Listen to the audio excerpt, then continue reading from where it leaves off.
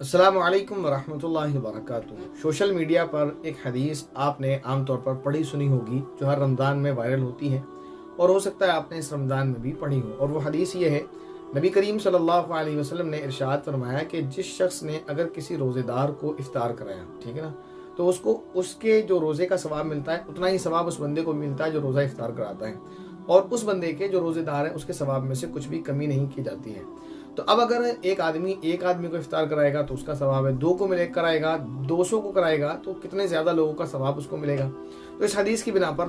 बहुत सारे लोगों ने ये काम किया कि लोगों ने इफ्तार कराना शुरू किया। हर साल रमज़ान में हम देखते हैं कभी शुरू के अशरे में कभी आखिरी अशरे में इफ्तार पार्टीज़ के नाम से प्रोग्राम किया जाता है। नाम रखने से कुछ भी नहीं होता है, नाम तो कुछ भी रख लें आप, चाहे इफ्तार पार्टी रख लें या इफ्तार रख लें या कुछ भी नाम रखें करें, अगर काम सही आप कर रहे हैं तो वो ठीक है, नाम से मतलब नहीं होता है। तो लोग इफ्तार कराते हैं और अगर नियत उनकी ये होती है कि इस पर मुझे सवाब मिले तो सवाब मिलता है, चाहे भले ही उसने उस प्रोग्राम का नाम इफ्तार पार्टी रखा हो और चाहे वो उसने उस प्रोग्राम का नाम कुछ भी ना रखा हो, लेकिन नियत ये हो कि लोग कहें कि साहब इसने बड़ा इफ्तार कराया था, इसने ये कराया था, वो कराया था, तो उसकी नियत का कोई फ़ायदा नहीं है, उसको कोई सवाब नहीं मिलेगा, पैसे बर्बाद होंगे और कुछ नहीं।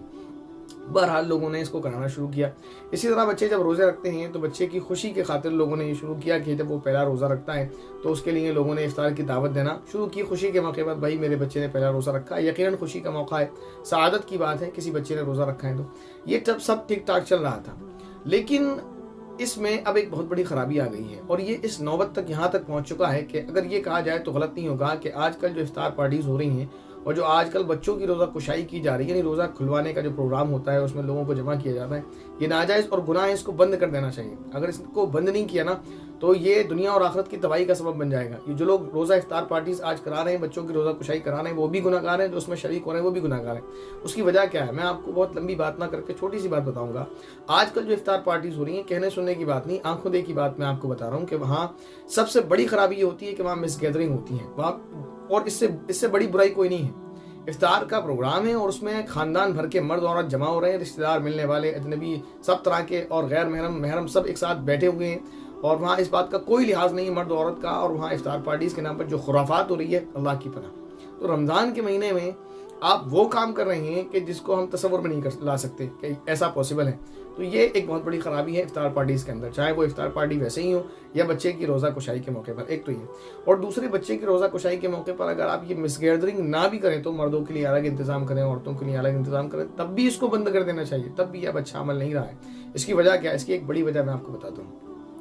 ये एक तो ये कि ये बहुत ही बुरी रस्म बन चुकी है आज के ज़माने में, और इसका बड़ा नुकसान ये है कि मैं आपको बताऊं, मैंने एक बच्चे से पूछा था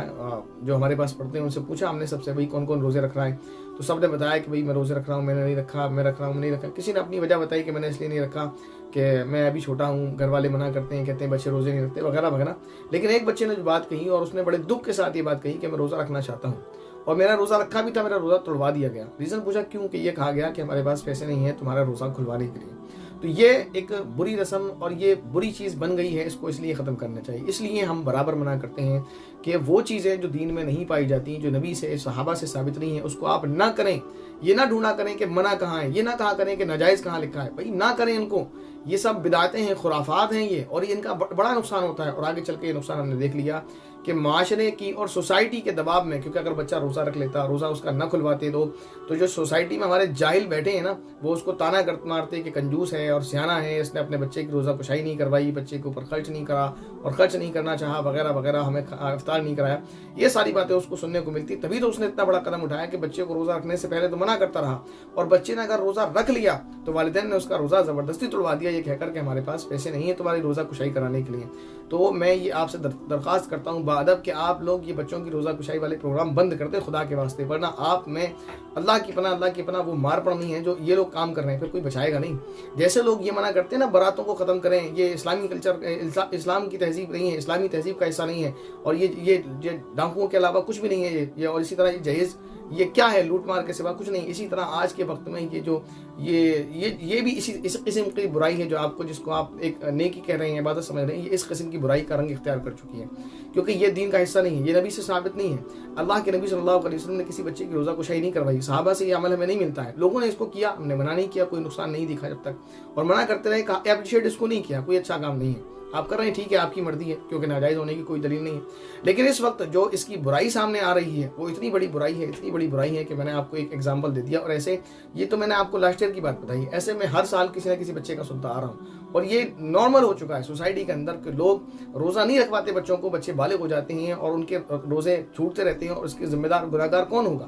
وہ سوسائٹی کے وہ لوگ جنہوں نے اس چیز کو بڑھاوا دیا کہ بچہ روزہ رکھے گا تو اس کے لیے ایک بڑا سا پروگرام ہوگا اور سارے خاندان کے ملنے والے لوگوں کو بلایا جائے گا کہ صاحب بچے نے پہلا روزہ رکھا ہے، تو اس کی دیکھا دیکھی یہ نقصان ہوتا ہے کہ جن کے پاس پیسہ نہیں ہے، جو یہ پروگرام نہیں کر سکتے ہیں، وہ اپنے بچوں کو روزہ رکھنے نہیں دیتے، وہ بھی گناہگار ہوں گے، اور اس بچے کا روزہ چھوٹ رہا ہے وہ الگ ہو رہا ہے، اور اس کی ذمہ دار سب وہ لوگ ہوں گے جو یہ کام کر رہے ہیں۔ تو خدا کے واسطے ان کاموں کو بند کر دیں آپ، ورنہ پھر اس کا بڑا نقصان آپ کو اٹھانا پڑے گا، کیونکہ جو کوئی شخص کوئی نیکی جس طرح پھیلاتا ہے تو اس کو ویسے ہی ثواب ملتا ہے، اسی طرح اگر کوئی شخص کسی برائی کے پھیلنے کا ذریعہ بنتا ہے نا تو وہ جتنی پھیلتی ہے اس کا گناہ اس کو پڑتا ہے۔ تو یہ بات سمجھ لینی چاہیے۔ میری آپ سے مؤدبانہ بادب درخواست ہے، ریکویسٹ ہے میری کہ آپ ان چیزوں کو بند کر دیں خدا کے واسطے، ورنہ آپ کی وجہ سے بہت نقصان ہو رہا ہے، اور اس کا نقصان آپ کو بھی بھگتنا پڑ سکتا ہے۔ امید ہے میری یہ درخواست آپ کی سمجھ آئی ہوگی انشاءاللہ، اور یہ بھی امید کرتا ہوں کہ آپ اس پر عمل کرنے کی پوری کوشش کریں گے کہ افطار پارٹی نہیں کرائیں گے اس طرح سے، اور بچے کی روزہ کشائی نہیں کرائیں گے، اور نہ ہی کسی بچے کی روزہ کشائی کے پروگرام میں آپ کبھی جائیں گے۔ اس کو آپ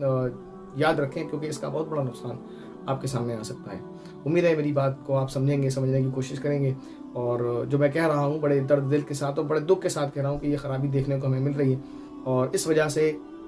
یہ برائی ہمارے معاشرے میں پھیل رہی ہے، تو لہذا کوشش کرنا چاہیے کہ یہ پروگرام لوگوں کو منع کریں کہ آپ اپنے بچوں کو روزہ رکھوائیں، اچھی بات ہے، رکھوانا چاہیے، لیکن بچے کی روزہ کشائی اس طرح نہ کروائیں آپ کہ آپ کی وجہ سے کسی بچے کا روزہ ہی رہ جائے اور اس کے فیملی کے لوگ اس کو روزہ رکھنے ہی نہ دیں۔ یہ سوسائٹی کا جو دباؤ ہوتا ہے، یہ پریشر جو ہوتا ہے بہت زیادہ انسان کو پڑتا ہے، جس کی وجہ سے انسان کو بڑا نقصان اٹھانا پڑتا ہے، اور اس کی ذمہ دار پوری سوسائٹی ہوتی ہے جنہوں نے اس برائی کو سوسائٹی میں پھیلایا ہوتا ہے۔ تو بس آپ سے یہی درخواست ہے، اور میں امید کرتا ہوں کہ میری درخواست انشاءاللہ قبول کی جائے گی۔ اگر آپ میری بات سے متفق ہیں، سہمت ہیں اور ایگری کرتے ہیں تو آپ کمنٹ کر کے ضرور بتائیں، اور اگر آپ کو ایسا لگتا ہے کہ میری بات میں غلطی ہے، کہیں فالٹ ہے، تو آپ مجھے سمجھائیں، میں غور کروں گا، اپنی بات پر سمجھنے کی کوشش کروں گا کہ کہاں میں غلط ہوں اور کہاں میں غلطی کر رہا ہوں۔ السلام علیکم ورحمۃ اللہ وبرکاتہ۔